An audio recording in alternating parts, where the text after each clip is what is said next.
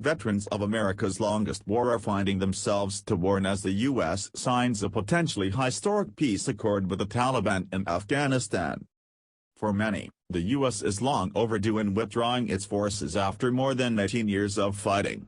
Others question the trustworthiness of the Taliban, whose hardline government the U.S.-led forces overthrew in 2001. Skeptics worry the Taliban's reintegration could cause Afghanistan to backslide on such issues as human rights. If they sign a peace treaty and Afghanistan goes back to the Taliban or Sharia law, then it's all been for nothing, said former Army Staff Sergeant Will Blackburn of Hinesville, Georgia. Though doubtful the Taliban will abide by the peace deal, Blackburn said he's ready for hostilities to end. He first deployed to Afghanistan in 2004 with an infantry unit of the Army's 10th Mountain Division. A decade later, his son headed overseas for the same fight. "Anything that would get us out of that country, I will support fully," said Blackburn, 58, who left the Army in 2010. Other Afghanistan veterans interviewed by the Associated Press said that, while the peace deal may not be perfect, it's time to end the war that began weeks after the 9/11 terror attacks. The toll has been heavy. More than 2,300 U.S. service members have been killed and more than 20,600 others wounded in Afghanistan since the war began in October 2001. Former Sergeant Michael Carrasquillo served as an infantryman in the Army's 173rd Airborne Brigade when his unit was ambushed in Afghanistan in 2005. Shot 5 times while dragging a wounded comrade to safety, Carrasquillo spent the next 2 years in the hospital and underwent dozens of surgeries. "Peace in any way, shape or form is a good thing," said Carrasquillo, 36, of Monrovia, Maryland, who leads a support group for wounded veterans through the Wounded Warrior Project. "We don't want more guys to die or to get injured."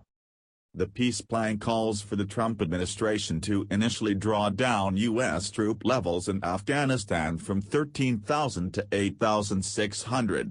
A timetable for a complete U.S. withdrawal hasn't been verified. In return, the Taliban promised not to let extremists use the country to stage attacks on the U.S. or its allies. The Taliban and representatives from Kabul must negotiate a framework for a post-war Afghanistan.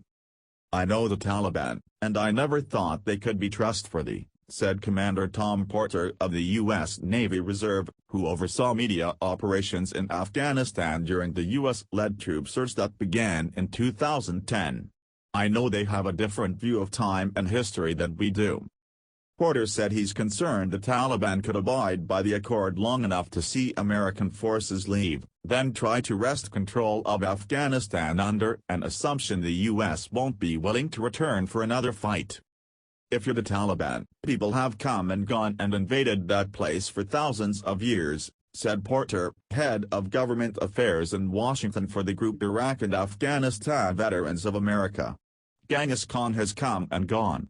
They've got a long view of things." Former Army Captain Emily Miller's job focused on communicating with Afghan women and children on deployments in 2011 and 2012 to assist U.S. Special Operations Forces. She said protecting women's rights and human rights overall needs to be a priority. Overall, Miller said, she's thrilled to see a chance for Afghanistan to break from its long history of perpetual war. "There is this new generation and I think it's really time to unlock that hope and optimism of Afghans that are really open to peace," she said. "What's the alternative to peace? This endless cycle of violence doesn't really lead anywhere." At Fort Stewart in southeast Georgia, Army Staff Sergeant Philip Wright thinks of himself as one of the older guys at age 33. He deployed to Kabul in 2010 with the Field Artillery Unit to help train Afghanistan's army. Nowadays, Wright works alongside many young American soldiers who've never been overseas. He thinks it's time for Afghanistan's military to stand on its own after years of U.S. mentoring. "We were able to train an army for another country. So I do believe there has been a lot of good that's come out of it," he said. There's no hesitation from Chris Collins, a former Army reservist, when asked if it's time for a U.S. exit. It's not worth one more American life, said Collins, 38. Enough is enough. Collins' unit from Missouri deployed to neighboring Uzbekistan in 2004 to run a supply warehouse for U.S. forces in Afghanistan.